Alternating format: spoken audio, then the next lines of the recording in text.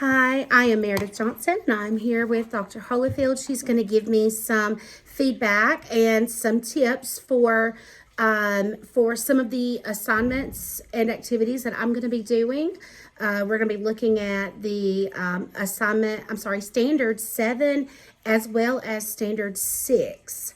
So, Dr. Holyfield, I had started out and had sent an email to all of our teachers to look at making some professional development. And we were looking at our evidence-based practices that we use for math. And so the feedback that we had gotten from our teachers was that these were the items that we needed to focus on to kind of help our teachers. And so this is kind of where they are wanting our professional developments to go as far as math is concerned. And so we have a four piece. So the first one is the multimodal instruction, and it was for student discourse. And then we have the math language. They wanted us to do vocabulary development. And then we have feedback for the student ownership, and then instruction with scaffolded support. Could you give me some help and some feedback on how we can do those professional developments, or what to look for when we are doing a professional development for these? I would choose one from instruction or the feedback, the language, or multi-sensory instruction. Okay, yes. At this point where we are, I would choose the student discourse, just because that's what we're working on right now as a school goal. Yeah, Is the student discourse. absolutely. A review maybe on talk moves.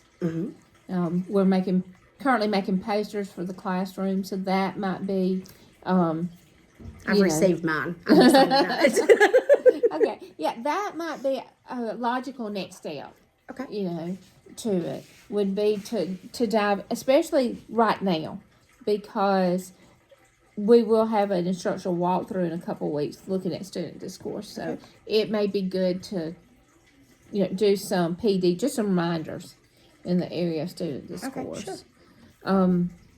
So from that data, with that being one of the things that was said most often, I'd start there. Okay. And some of these things, actually they picked good ones because the student ownership is something that we see in teacher observations as being a lower scored indicator. Yeah. And also scaffolding instruction sometimes can be. So they've chosen some good ones, but I would start with where we are right now and what we're working on. Absolutely. And build on what we're doing. Okay. So I wonder if, since we're looking at the student discourse, if we could tie in the student ownership with it. Maybe like when we're having students to have conversation, could we have them to go in and say, okay, maybe our conversation hasn't been on track. Let's maybe we could focus and let me see how I can actually put this. Maybe we could put it in terms of asking the students, okay, what is something that you could do to help drive our math language, to help drive our math discourse a little bit?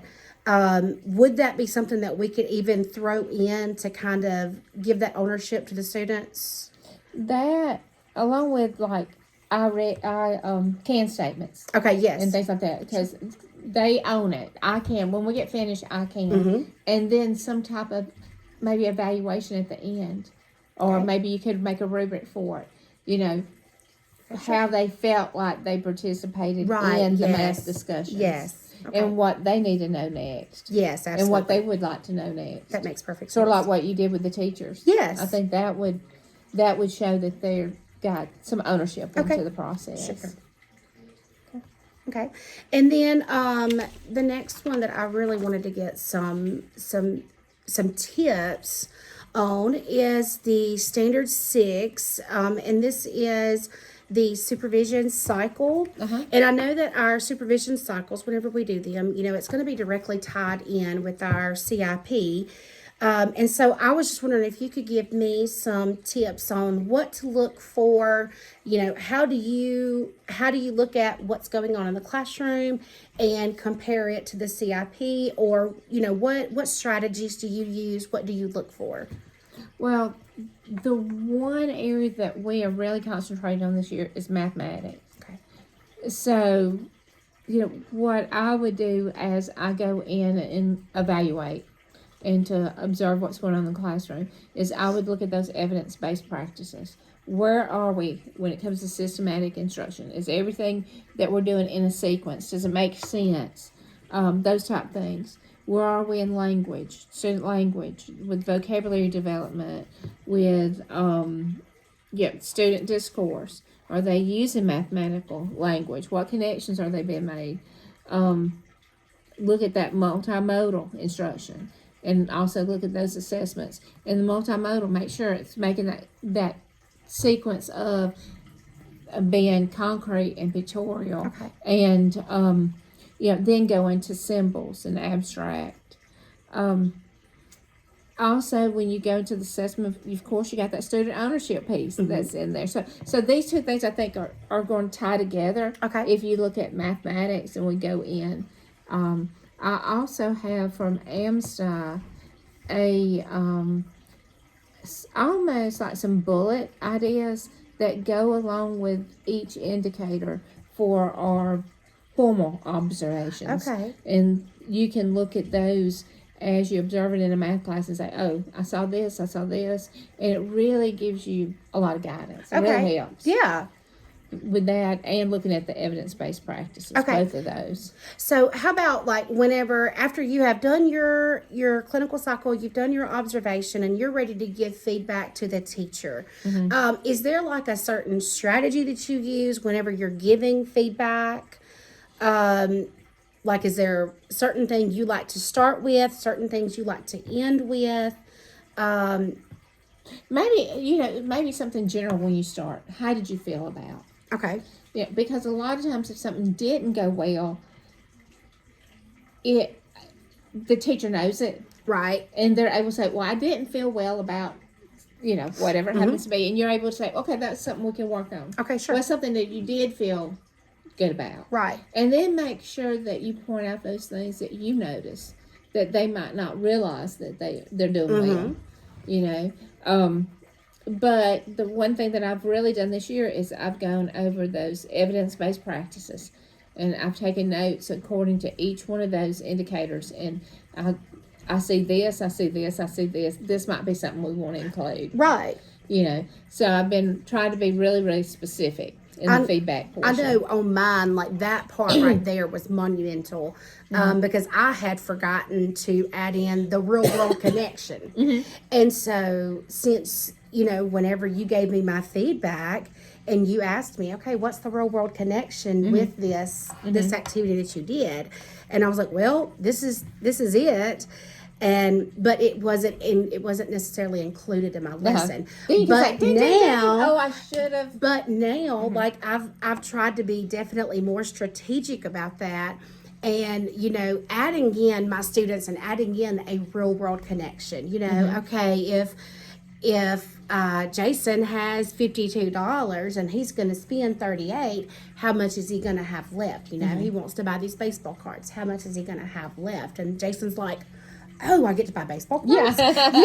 So that, you giving me that feedback was monumental to let me realize, oh, hey, wait a minute. There was a really important part, and my students have really enjoyed me bringing that key aspect in. Well, that's going to increase engagement. Yes. So if you make it relevant, so you make some of the activities novel, all those different things are going to increase your engagement. You increase your engagement, then you've got your students listening and learning and buying in. Your ownership. It affects the ownership aspect too. Absolutely. Okay, so as far as what I'm doing, as far as what I'm doing here in the classroom. Is there anything else that you would see that you would like maybe to give me some feedback on, something that you feel like I could improve on, anything like that?